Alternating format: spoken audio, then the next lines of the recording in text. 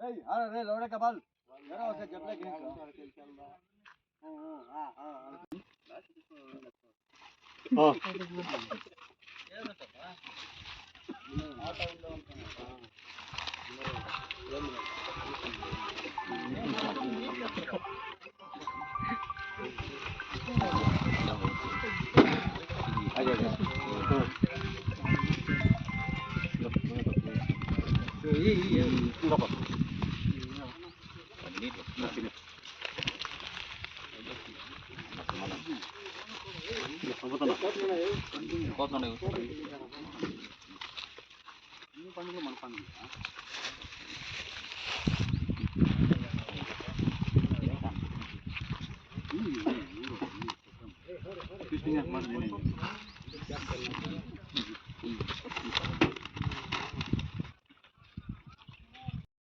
Srinivas sir ने हमारे लिए ऑटो वालों के लिए बुलकूर पंचायत के हिसाब से हम ना कोई ऑटो चलता है कोई ऑटो नहीं चलेगा, गरीबी की हालत से थे, इसीलिए हमको उनको हमारे अम्बेडकर इससे यूनियन से हमको बैग्स दे रहे हैं, इसलिए हम उनको एक सलाम कह रहे हैं।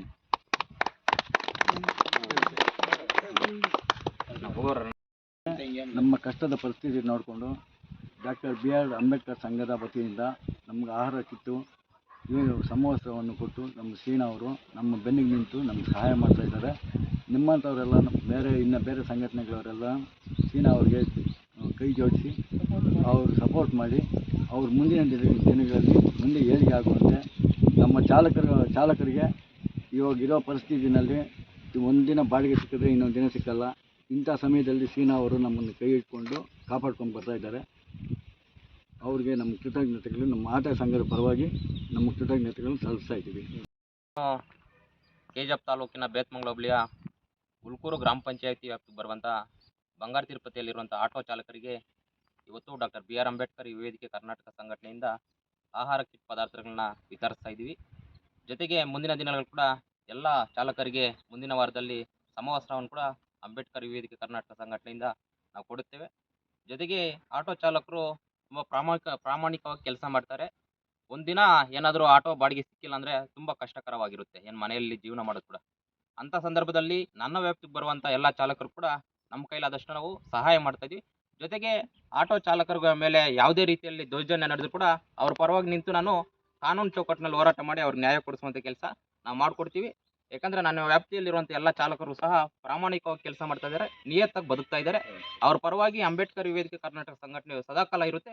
ಜೊತೆಗೆ ಕಾನೂನು ಅಡಿಯಲ್ಲಿ ತಾವು ಸಹ ಎಲ್ಲ DL ಆಗಿರ್ಬೋದು, ಜೊತೆಗೆ ಸಮವಸ್ತ್ರವನ್ನು ಧರಿಸ್ಕೊಂಡು ಕಾನೂನು ಪಾಲನೆ ಕೂಡ ಎಲ್ಲ ಚಾಲಕರು ಮಾಡಬೇಕು. ಜೊತೆಗೆ ಮುಂದಿನ ವಾರದಲ್ಲಿ ಸಮವಸ್ತ್ರವನ್ನು ಅಂಬೇಡ್ಕರ್ ಯುವ ವೇದಿಕೆ ಕರ್ನಾಟಕ ಸಂಘಟನೆಯಿಂದ ನಾವು ಕೊಡುತ್ತೇವೆ. ಇವತ್ತೇನು ಇಷ್ಟು ಮಾತ್ರ ಆಹಾರ ಕಿಟ್ ಪದಾರ್ಥಗಳನ್ನ ಸುಮಾರು 20ಕ್ಕೂ ಹೆಚ್ಚು ಚಾಲಕರಿಗೆ ನಾವೆಲ್ಲರೂ ಸಹ ನಮ್ಮ ಕಾರ್ಯಕರ್ತರು ಕೊಡ್ತಾ ಇದ್ದೀವಿ. ಈ ಸಂದರ್ಭದಲ್ಲಿ ಎಲ್ಲ ಚಾಲಕರು ಕೂಡ ನಮಗೇನೋ ನಮ್ಮ ಜೊತೆ ಬಂದಿದ್ದಾರೆ. ಅವ್ರಿಗೆಲ್ಲರಿಗೂ ಸಹ ಅಂಬೇಡ್ಕರ್ ಯುವ ವೇದಿಕೆ ಕರ್ನಾಟಕ ಸಂಘಟನೆಯಿಂದ ಅಭಿನಂದನೆ ಹೇಳ್ತಾ ನನ್ನ ಮಾತು ಮುಗಿಸ್ತಾ ಇದ್ದೀನಿ. ಎಲ್ಲರಿಗೂ ಜೈ ಭೀಮ್.